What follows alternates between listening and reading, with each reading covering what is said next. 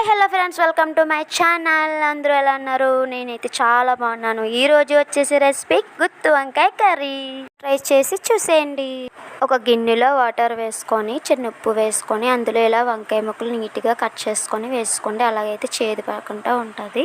చిన్ని ఉల్లిపాయలు, 2 టమాటాలు, పచ్చిమిర్చి తీసుకొని రెడీగా పెట్టుకున్నాను. ప్యాన్ పెట్టి ఆయిల్ వేసుకొని ఇందులో నేను వంకాయలు ఫ్రై చేసుకుంటున్నాను.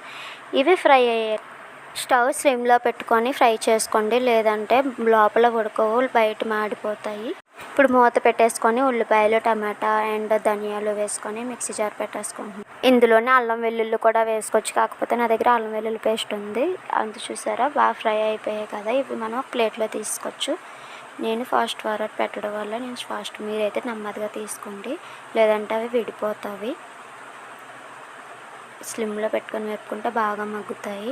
ఈ ప్యాన్ ఆయిల్ ఉంది కదా, నేను మిక్సీ పట్టేసుకున్నాను. మిక్సీ మసాలా చూడండి. ఈ మసాలా ముందుగా ఉన్న ఆయిల్ 3 పచ్చిమిరకాయలు అండ్ ఇందులో మసాలా కూడా వేసుకొని బాగా ఫ్రై చేసుకోండి. అది ఆయిల్ పైకి వచ్చేంత వరకు బాగా ఫ్రై చేస్తూ ఉండండి, కలుపుతూ ఉండండి. చూసారా, ఆయిల్ అంత పైకి వస్తుంది కదా. ఇందులో 2 స్పూన్స్ ఉప్పు అండ్ 2 స్పూన్స్ కారం కూడా వేసుకొని బాగా కలుపుకోండి. బాగా కలిసిపోయిన తర్వాత అల్లం వెల్లుల్లి పేస్ట్ కూడా వేసుకోండి. అల్లం వెల్లుల్లి పేస్ట్ వేసుకొని ఒకసారి మూత పెట్టేసుకోండి. మూత తీసి చూసాక మొత్తం మసాలా వాటర్ ఏమీ లేకుండా దగ్గర పడిపోయింది కదా. ఇందులో ముందుగా ఫ్రై చేసుకున్న వంకాయలు కూడా వేసుకొని నెమ్మదిగా కలపండి, లేదంటే వంకాయలు విడిపోతాయి.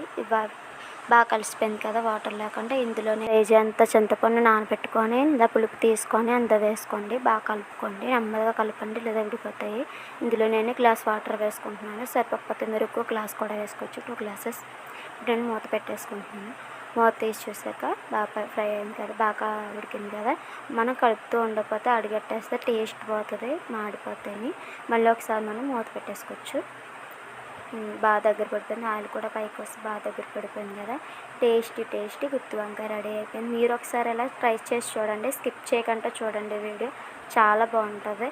నేనైతే ఎటువంటి మసాలా వేయలేదు. టేస్టీ గుత్తి వంకాయ. Boy friends.